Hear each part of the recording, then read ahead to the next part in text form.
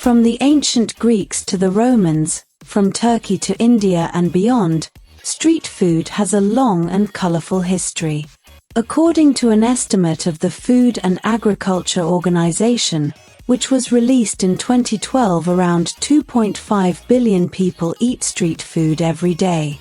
Especially in Asia, street food has become an urban mainstay and is part of the local food scene in large cities and small towns alike. Whilst some street foods are regional, many are not, having spread beyond their region of origin. A lot of people, who have not been exposed to the street food culture, shy away from it thinking it is unhealthy.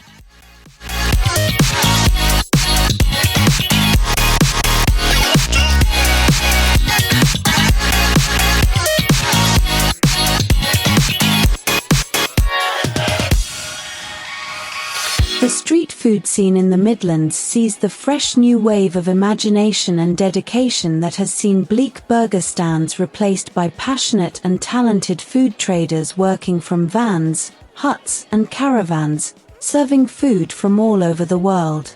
But who are they? What do they serve? And how have they made such an impression? Probably started around about 91 or 92, I think, which gives us a bit of a unique point in the fact that we're probably one of the longest established street food traders in the Midlands. We started with a company called the Happy Noodle Company, which was exclusively Thai cuisine. And that was basically due to our love of Thai cuisine. That was myself and my wife Vicky. And there have been very few Thai restaurants in Birmingham. So we thought we'd start one in Birmingham, and it was situated, place doesn't exist anymore, but it was an old coach house where at the back of the mailbox on the canals. I think the new Birmingham Register office has been built there now. But what it used to be was Staveley. There used to be an antique and craft fair there every Sunday. So we started there. There was no real food well, it was typical food offering, the sort of thing that you get, and probably the sort of food you still get at car boot today. You know, the sort of cheap hot dogs, hog roasts, and that was it. We turned up with an idea of doing Thai food. The owners of the stall, who were a couple of antique white boys, really, I suppose it's fair to describe them, laughed at us when we walked through, and then I think they thought they'd have a bit of a joke, and they say, "Yeah, go on then. You can bring your food along."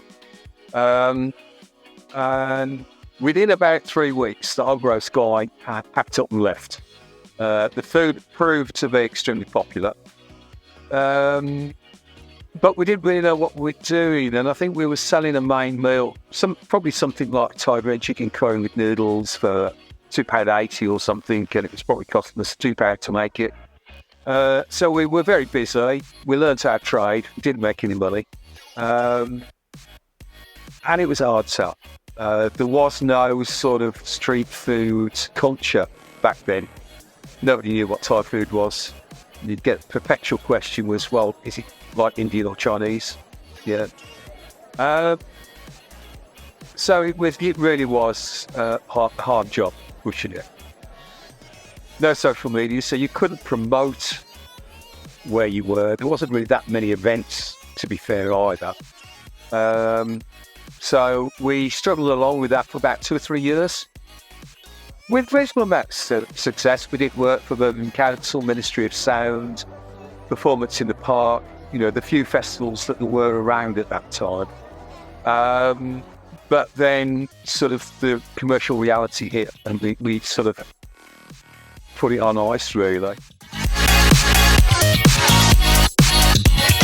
In Birmingham's creative quarter, Digbeth, there is a popular street food and entertainment venue.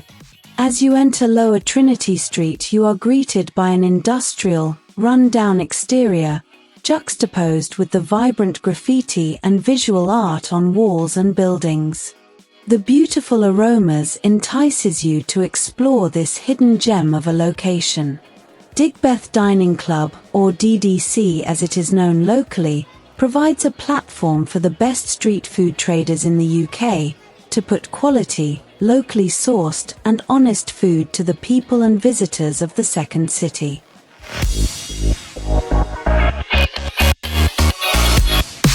One of the first traders at Digbeth Dining Club, we joined in their first year when there was only probably about 10 food traders. And we've been going 7 years now, and would like to think we are one of the biggest Asian street food traders in the country. The main attraction is the street food, a casual and carefree way to eat out, with a backdrop of music to create a relaxing and social atmosphere.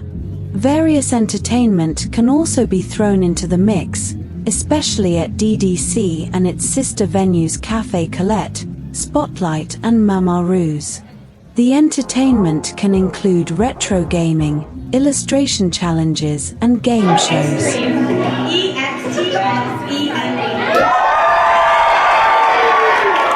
These events attract a diverse group of people socializing with friends and family and enjoying great food.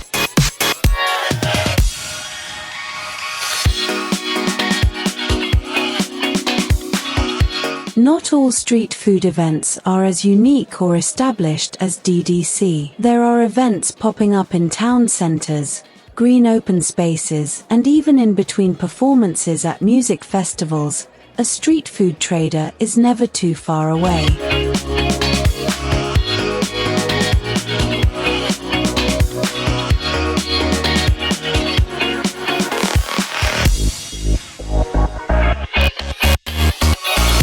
Bromsgrove, a small town close to the southwest of Birmingham, has been demanding a major street food event for years. On Saturday, the 3rd of August, the town's recreation park was teeming with locals and visitors alike to indulge in dishes from over 15 street food traders. The event was so popular and successful, one person had to leave before another person could enter the recreation ground. No one was expecting the volume of people, which was more than 6,000, and one Bromsgrove-based food trader had actually sold out by 1 p.m. Many visitors and traders alike voiced that Bromsgrove should have done this a long time ago, as there is huge potential. There was a massive appetite for a food event like this and welcomed it to be held at least once a month.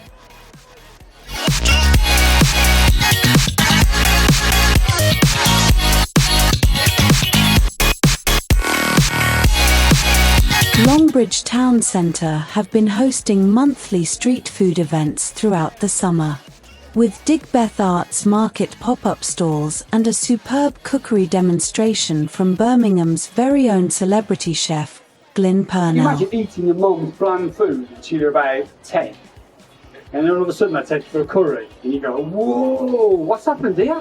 You know, your mum puts cauliflower on Saturday, not ready for Sunday afternoon. That's all.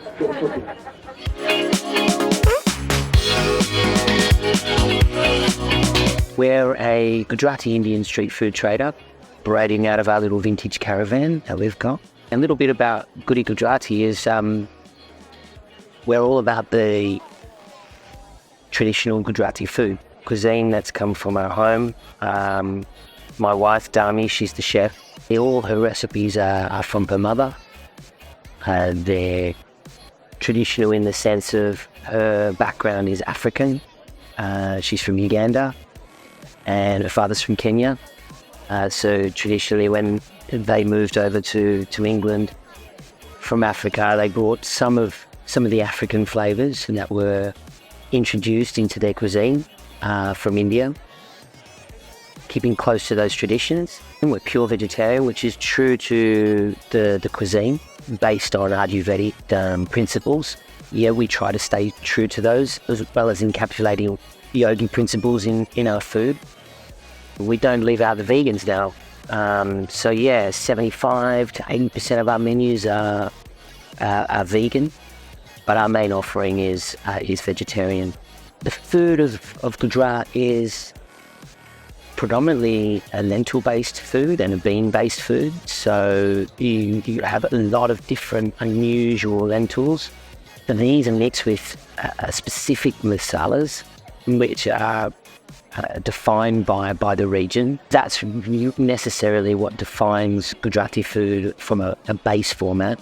I think from a street food point of view, the reason why we didn't specifically want to operate out of a static site and chose street food to present our food on was the sense that we can get around. We can get around to so many more people, touch so many more corners of the UK, rather than being specifically set on a high street somewhere in a local town. Street food has that opportunity to be able to share closely with the customers that you serve and show them uniquely what it's all about and tell them all about what they're eating. They can really see it being constructed and cooked in front of them.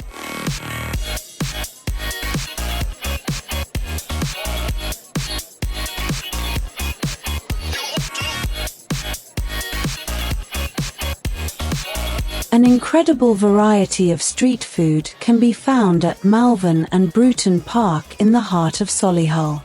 The family-friendly event is very popular with local foodies.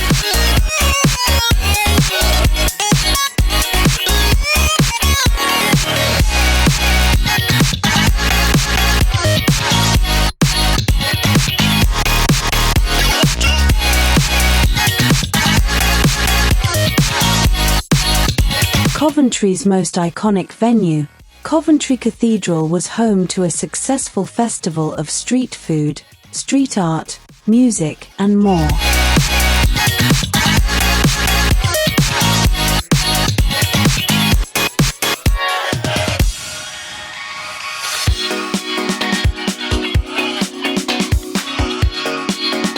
We've had a great day. We've not done this before.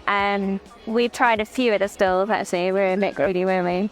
Yeah, no, we've been to kind of similar things before, but not here. No, actually. No, but I thought it was really nice venue, really good food, really nice vibe. Good music. Good music, yeah. Yeah, thanks. Cool.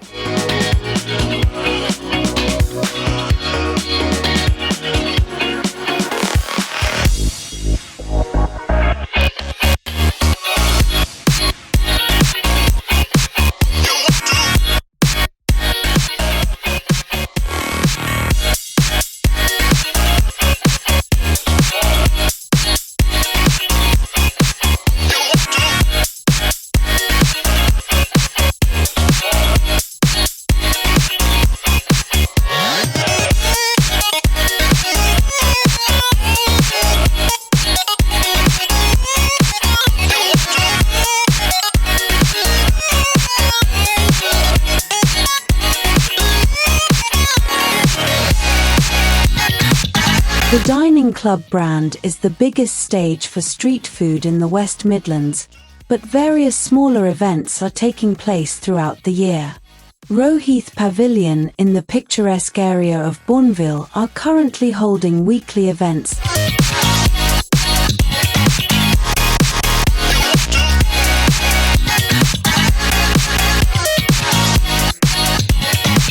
Just about every city now has a clone, if you like, of DDC. I will call them clones because DDC was one of the very first, along with Curb in London. But now there's places like Bustler in Derby who do a very similar. They do a monthly event. There's Canteen in Leicester, which is now moved to Market Harbour. There's Peddler in Sheffield. We attend all of those.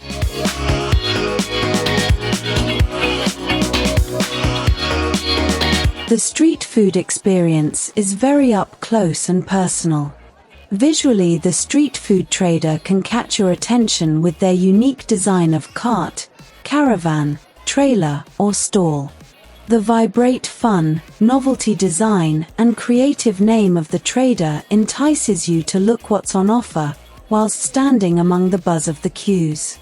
The food is always cooked or assembled to order while the customer stands and watches. Seeing the fresh ingredients being prepared and taking in the culinary skills and inviting aromas. Meaning you are more likely to be served by the person that had the drive and passion to start the business. Interacting with the seller, asking them to share their story behind the name, or where they source their produce, adds to the hands-on personal experience which lacks in other food services with the unseen kitchen, disconnected waiting staff and anonymous chef. So, Wholesome Junkies started from a love of cooking food, and also when we set up 3 years ago, we found that there wasn't much vegan choice. Wasn't much vegan choice as there is today. It was still quite a new market to break into, and there's a lot of creative things that you could come up with that people haven't done before. I just felt like there was something missing. Wholesome Junkies are specialists in 100% vegan junk food. The team are passionate, creative foodies whose drive is to try and save the planet one meal at a time. In 2018, according to the Vegan Society, 1.16% of the population were vegan, and was predicted to be the biggest food trend. This figure shows the accelerated growth of veganism within the UK. The hole in the vegan street food market is rapidly being plugged, with one street food organizer holding a vegetarian and vegan street food event called No Bones.